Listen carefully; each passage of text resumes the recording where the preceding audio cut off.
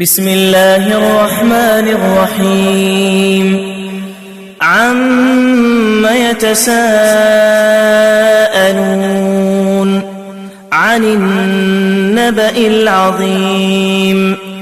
الذي هم فيه مختلفون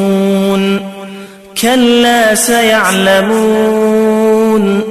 ثم كلا سيعلمون ألم نجعل الأرض مهادا والجبال أوتادا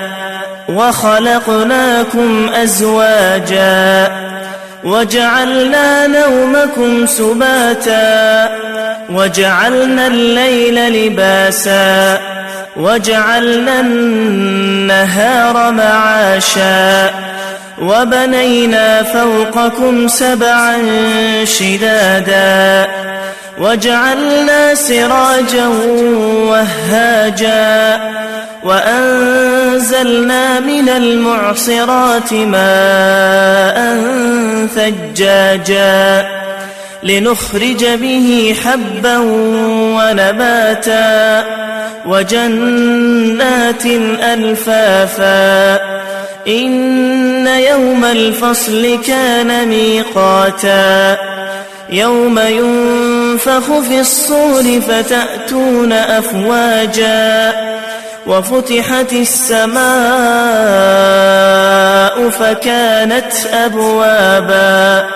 وسيرت الجبال فكانت سرابا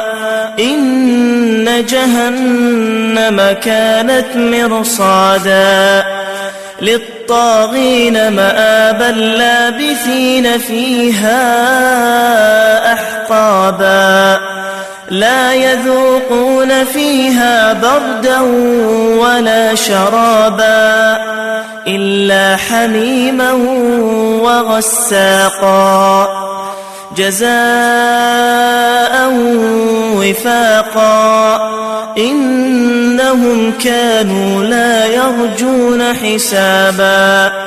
وكذبوا بآياتنا كذابا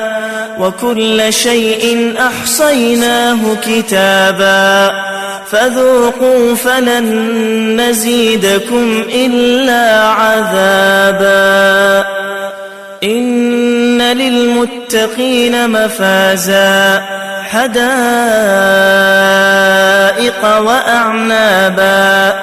وكواعب أترابا وكأسا دهاقا لا يسمعون فيها لغوا ولا كذابا جزاء من ربك عطاء حسابا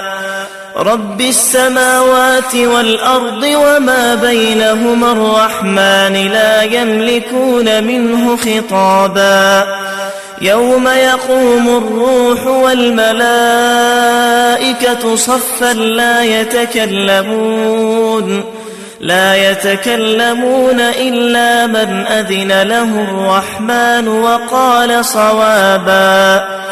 ذلك اليوم الحق فمن شاء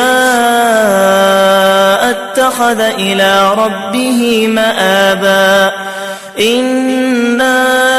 أنذرناكم عذابا قريبا يوم ينظر المرء ما قدمت يداه ويقول الكافر يا ليتني كنت ترابا.